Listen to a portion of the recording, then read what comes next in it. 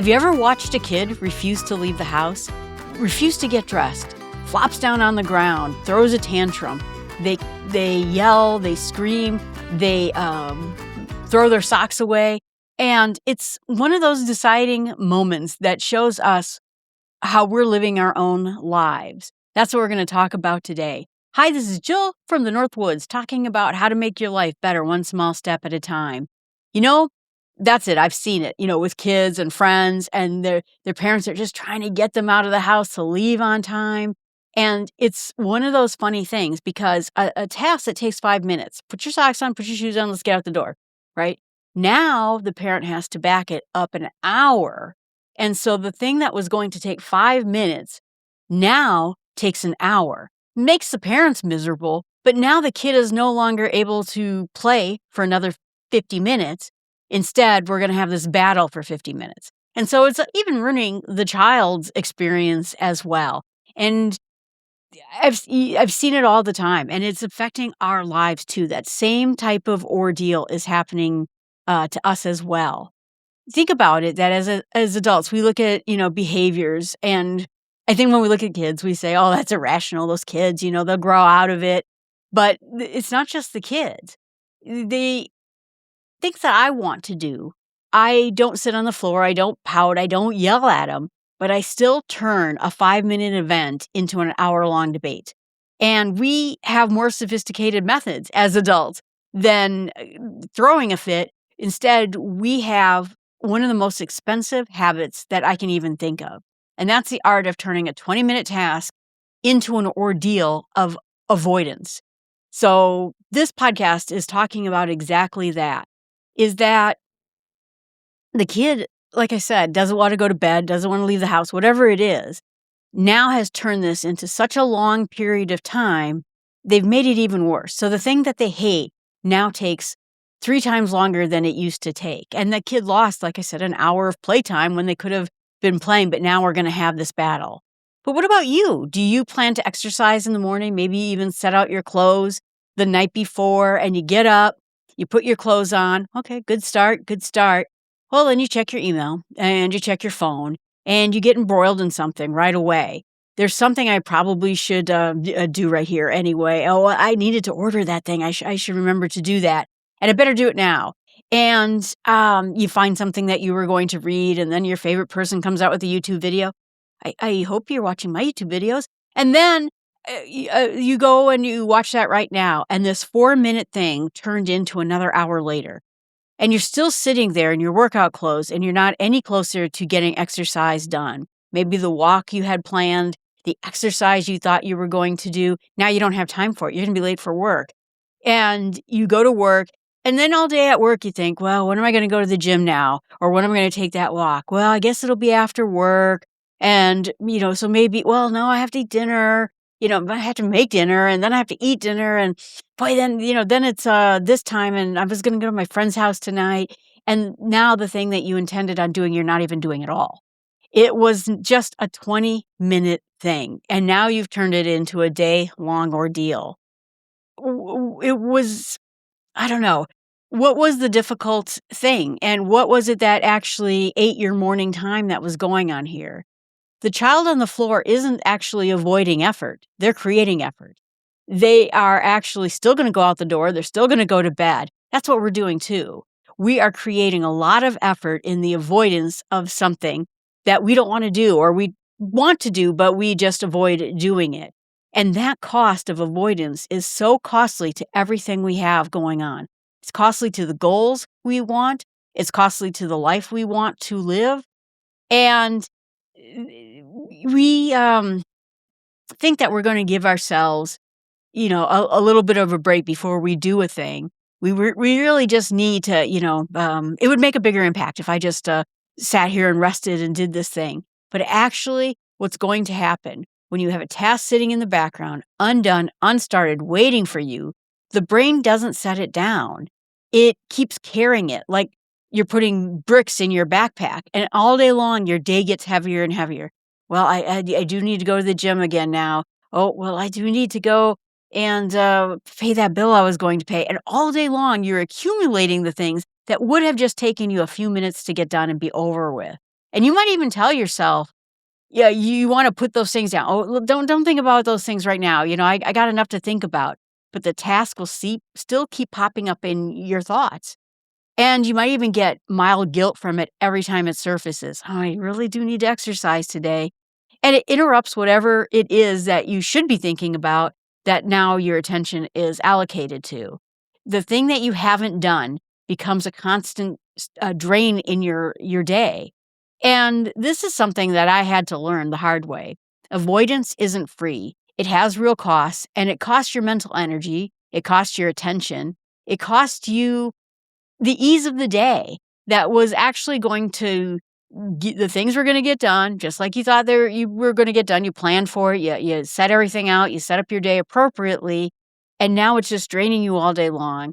And your just day becomes completely unhinged. You do the planned thing right away. So let's talk about it in two separate days, right? Day one, you get up in the morning, you wake up, you do the thing you plan to do. You get into the gym, you go for a walk, whatever it is you're supposed to do. So now it is a half hour later, you're completely done. There's no guilt. There's no mental weight going on. You're not thinking about it the next time or the entire rest of the day. But then think about the second thing. It's you wake up, you immediately begin to negotiate yourself. Well, maybe I'll do it a little bit later. Well, maybe I'll do it after breakfast. Well, maybe I'll do it lunchtime. Lunchtime, I'll get it done. Oh, well, work got busy. Well, maybe I'll do it right after work. That's the first thing I'll do right after work. Well, maybe I'll do it before I sit down and watch TV. And now the task isn't done. You're feeling guilty about the whole thing. And it's still in the back of your mind the entire day long. You're thought about it repeatedly. And oh gosh, it's just one of those things that if you just had done it, it would have been over with. And now it's colored your whole morning. It has diminished your whole day. And you thought about it many times. It colored your whole morning, and now it cost you your whole day. You're no longer thinking about the things you want to get done. Not only that, you're not getting the goals of like maybe a healthy life or maybe the adventure vacation you want to take, and now you're never going to take because you're never getting in shape. It's not just about fitness. It's about anything that you were hoping to do, and if you've carried any of this for a long time, you know how much it weighs on you. But for those of us like me who have ADHD, it may be even worse for you because some of us, they talk about being, on the scale. And honestly, it is a scale. Everyone is somewhere on this scale. But a lot of people's behavior is like this all the time. And then they label it as ADHD, and it absolutely has a higher impact on people because we're very not good at doing the thing we're supposed to do or the plan we hope to do. We had real intentions, the promise of what this would bring us if we did these things. The problem is our brain is expertly great at finding alternate activities that sound just as urgent and just as interesting. You top on that loss of time. That time just goes by. I've experienced this. I don't know what it's like if you don't have ADHD, but it just seems like 1 second I was just going, I wonder what's this on my desk. And then all of a sudden it's an hour later and you go, what just happened? It was like a movie thing, and maybe you were going to write, you were going to reorganize your drawers, you were going to clean your kitchen, you were going to go for a walk. You now are inside of a giant rabbit hole about, best bird feeders for my backyards. And honestly, it feels productive. I've been planning on getting that bird feeder for ages. And so you fool yourself and thinking this other thing is totally productive and it'll totally pay off now that you're looking at this thing. It feels productive, but you're not being productive in the area you wanted to be. I was going to make a phone call. Oh, but what does the weather look like? I should probably pay my property taxes. Oh, look at that radar. It's looking like some storms are forming out there. I mean, almost anything appears to be more attractive than the task you had originally planned.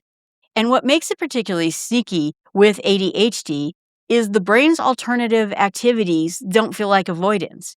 You're not throwing a fit on the floor like a kid is. You're doing stuff. You're busy. You're engaged. That was the funny thing is I kept telling my friend, I had someone who misunderstood what was going on, and she called me lazy.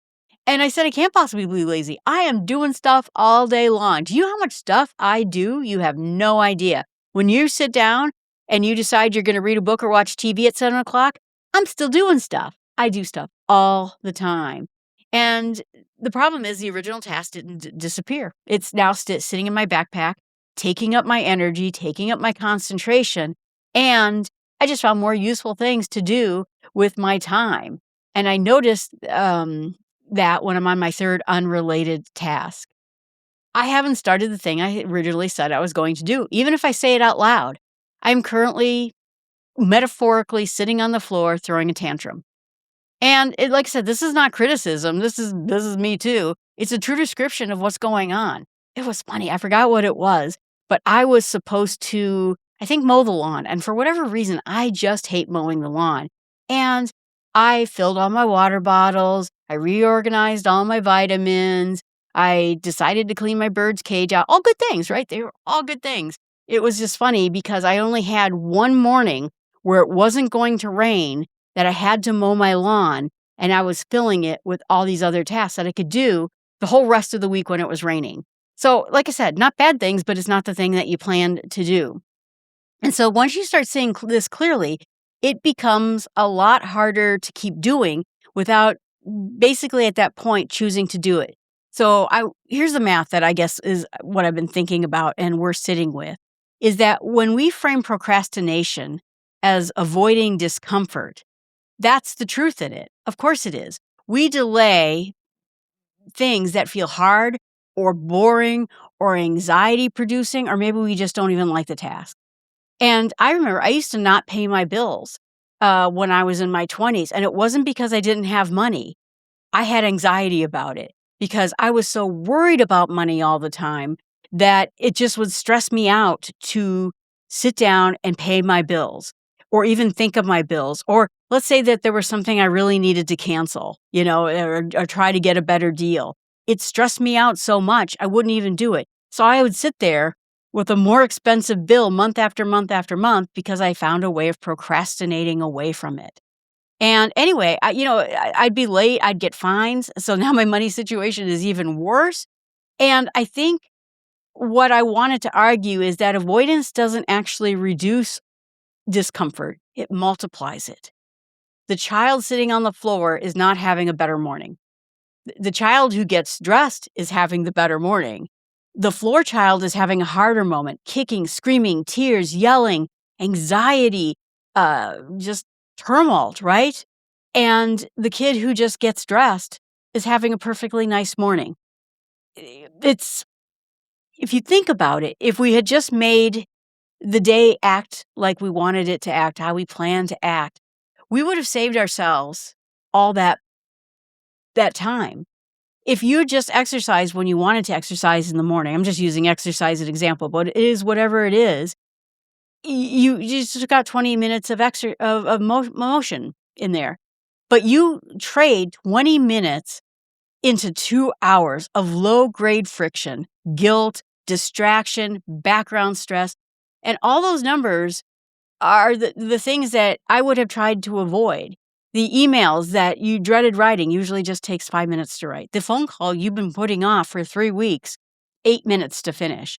The workout that circles the drain for 2 hours before you skipped it could have just been 25 minutes. And then you have a good rest of your day.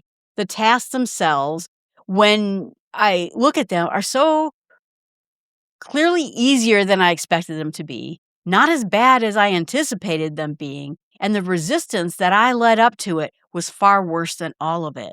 And so I think the biggest trap of all of this is we think that we're protecting ourselves from something we perceive to be hard, but you're actually creating something much, much harder. And so I wanted to go back now the way I changed in order to restart my thinking. Like I said, this is funny. I did this just a few weeks ago, and I suddenly realized, I told my friend how funny it was. I spent nearly 3 hours avoiding mowing my lawn just because. So anyway, here's what I do when I get into these situations. And this is how I actually ended up mowing my lawn instead of avoiding it. But we're going to talk about what can we do? What's the best system for getting off the floor? And what's the most easy way that I have used in order to get away from this pattern? So one of it is that I used to think I had to buy an app or a day planner, a better system of writing things down. And instead, I realized it didn't matter whether I wrote things down or I put them in a task list if I wasn't going to do it anyway. I mean, task lists are great. I use a lot of apps for managing my tasks. But what if I just stopped holding committee meetings in my head about whether or not I was going to exercise or mow the lawn? What if I just stopped right there and just did it? Stop negotiating myself before I even started. What if I put my shoes on and walked right out the door and did the walk I planned today?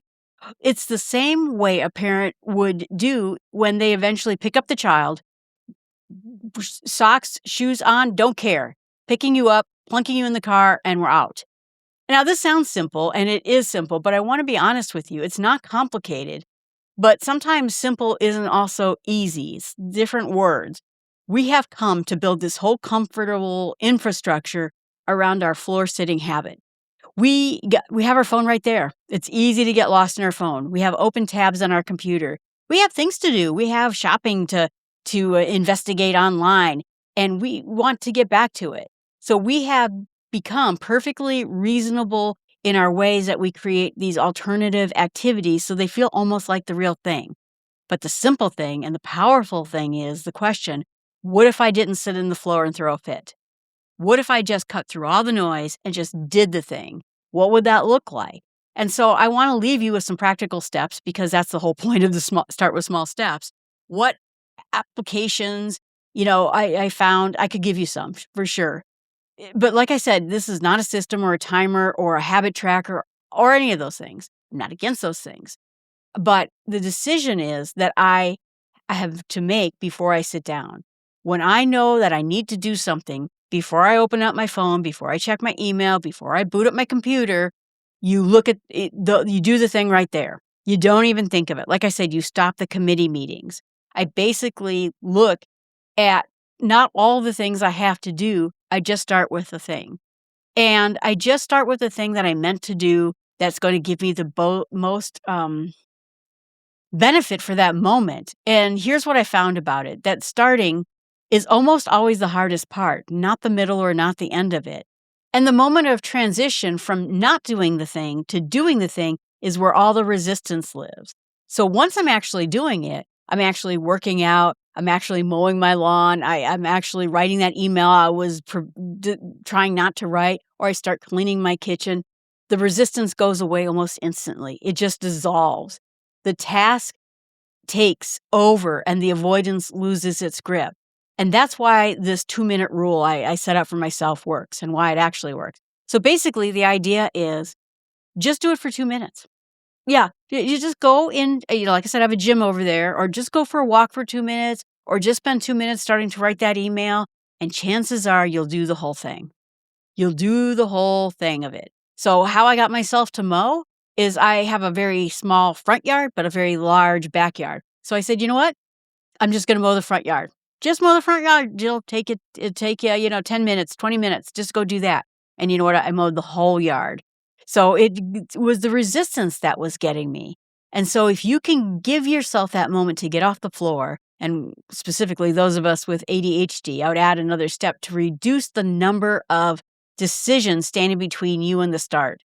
Fewer steps between you and the beginning. Lay out your clothes, have your notebook open, have that bill sitting there in the middle of your desk with whatever method is you're going to pay for it. I was going to say a pen and check, but boy, that's old-fashioned-y.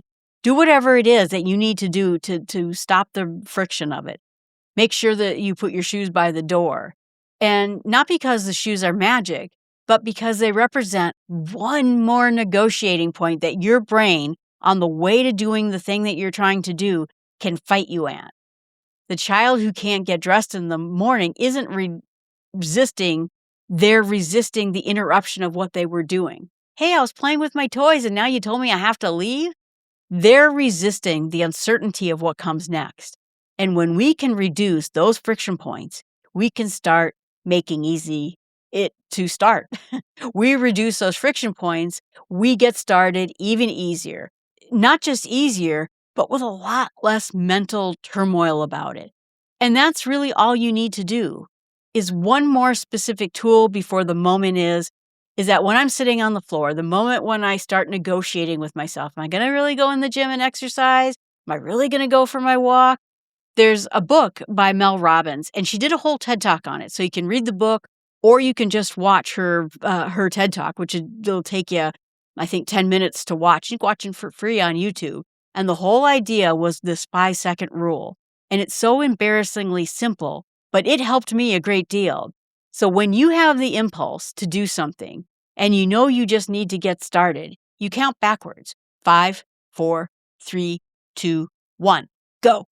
And you just go. You don't negotiate. You just get up and just go do the thing. And it gives you a chance to move before your brain has a moment to talk you out of it. That's the whole thing. Go. And it works because it interrupts the negotiation before it even gets started. The brain is very good at building a case about why now is really not the right time. The countdown gives you an active window that you can start to act before the case gets made. We're doing the adult vision of just having a fit because we don't want to go out the door. So this completely interrupts that entire piece. So like I said, if you haven't seen her TED Talk, it's worth the time to watch it. Search for Mel Robbins, 5-second rule. You'll find it. She's got a book, same name, both great. And so if you're interested, like I said, I loved her book. But before I wrap up, I wanted to give you something else that's concrete takeaway from this whole system of getting you to move. The next time you notice you're sitting on the floor is name it. Just name it. When you catch yourself wandering through the tabs on your computer, finding 17 other things to do, just say it out loud. Okay, I'm sitting on the floor throwing a tantrum right now. And it's not criticism. It's just a clear and honest description of what's happening. You can't change what you don't name. And so if you don't notice you're doing those things, you can't find yourself and stop yourself from doing it. So the very first step is to identify the fact you're doing it. And when you start noticing how often you start putting up resistance, the second, shrink the task. If you ask yourself to do the whole thing, maybe you'll find lots of resistance there. But maybe you just ask yourself to do the first 30 seconds of it. Just open up the document and read the scary email you didn't want to read. Or just go to the property tax website and just go look and see what your property taxes are. Go fill up the water bottle. Small. So small you can't possibly object to it. Instead, get your shoes on. Get your shirt on. Have them sitting out ahead of time. But like I said, at the very end, do the countdown. 5, 4, 3, 2, 1. And go. Just go. And before the committee meeting starts in your head, you're already standing up and walking out the door. I think Mel Robbins figured out this so that you don't have to reinvent it. There's no real reason to reinvent it. It's so good that it actually works. And then once you start noticing you doing things, you'll start noticing how much time something actually took you. It's funny. I had to write an email to someone in my city council, and it was complicated, and I put it off, right? And all of a sudden, I just did it. And it took me it must have been like 90 seconds. And I just put it off forever because, I don't know, I was scary to write someone in the city. I don't know. But it ends up taking it. And the more times you actually get up and act, you'll start seeing it actually took you a lot less time than you thought it was. In your brain, we're real terrible at estimating time. And so then make a mental note of it. And your brain is now going to start keeping an accurate record of how long those things actually took. Like I hate doing dishes. And all of a sudden you're like, oh, well, that took, 5 minutes. I hate mowing the lawn. Oh, I actually got that done pretty fast. Then you will start to correct the incorrect data that you have in your brain about how long this takes. Well, if I mow the lawn today, I won't be able to get anything else done. Really? It only takes an hour. It's not the end of the world, right? And then you'll start putting correct information in your brain. So in the end, I want to be clear. This is not about hustle culture. This is about a version of you that is not having your brain decide things by committee.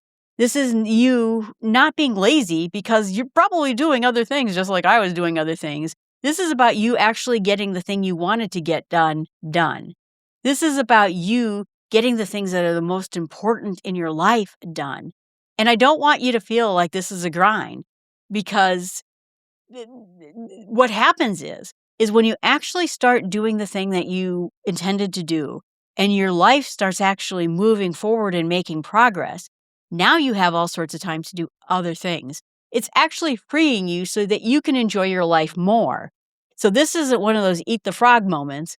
It's nothing like that. It's just avoiding a special kind of exhaustion that is carrying all the things undone in your head all day long, perpetually in avoidance mode, spending more and more of your time and your energy and your resources, leading you to being emotionally exhausted. What comes when you actually do the thing that you planned on doing is real restoration. You get to rest at the end of this. It's so much better when you're not sitting around with a bunch of guilt floating around in your head. If you are going to do something, then get out and do it. Then when the task is done, your list of things to do is shorter. The morning went the way you meant it to go. And now the rest of your day takes off in a great way. You start building successes, and successes grow exponentially in your life. When you start exercising, your fitness grows faster than you would expect it to. But the real rest that you've earned at the end of the day, knowing you did the thing that you were supposed to do, will just absolutely make you feel superhuman. So what I'm asking, I guess, in the end is for you to be a little bit more honest with yourself, notice it a little bit more, determine how much avoidance is really costing you, and then sometimes take one task, simply just decide, go. I'm not going to sit on the floor. And what it's going to leave with you is just feeling great the rest of your day. Next time you feel like you're wandering from tab to tab or debating over and over again, or distraction from distraction, while taking a simple task is sitting there and haunting you in the background. Think about that little kid on the floor kicking and screaming, refusing to put their socks on. The one who basically takes the 5 minutes task and turns it into an hour-long standoff. Think about that the next time you're trying to think about what you want out of your mornings or what you want out of your evenings. What does it actually look like? And then just stand up, put your shoes on, and do the thing. 20 minutes later, you're probably going to wonder why you spent so much energy resisting a thing that turned out to be so quick, so beneficial. The real secret here is this isn't about getting your habits together, getting a better planner, a better app. It's not about more motivation or anything like that. This is about doing something and doing it without the drama. All right, everyone, thanks so much. I appreciate you being out there. This is Jill from the North Woods, and you can find everything I do at jillfromthenorthwoods.com. I hope you go out and visit it, see all the other things. I just started a Substack, so maybe you'd be interested in that. You know, it was funny because I actually had a real moment of success a couple of weekends ago.